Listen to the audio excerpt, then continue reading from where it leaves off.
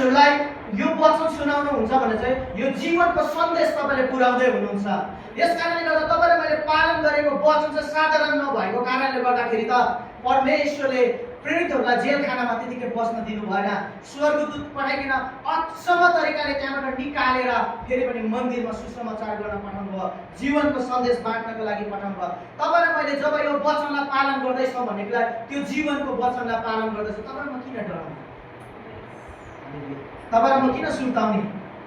किन तपाईँलाई म चाहिँ जीवनको वचनलाई पालन गर्ने। हालेलुया। जसले जीवनको वचनलाई पालन गर्छ त्योसँग के रहन्छ? जीवन रहन्छ। अनि तपाईँ र मसँग जीवन छ, त्यो कारणले गर्दा जीवन रहेको मानिसहरूलाई परमेश्वरले यतिकै साधारण रहनको लागि बोलाउनु भएको होइन। तपाईँले मेरो हरेक स्थितिमा उहाँ तपाईँ मसँग खडा हुनुहुन्छ। तपाईँलाई म डराउनु पर्दैन, तपाईँलाई म आँटिनु पर्दैन। हामी कतिजना प्रभुदेखि टाढिएको अनुभव लाग्दैछ भने मनलाई फिराएर परमेश्वरको नजिक जानुपर्छ। फेरि पनि परमेश्वरले तपाईँलाई मलाई त्यो कृपा गर्न तयारी हुनुहुन्छ।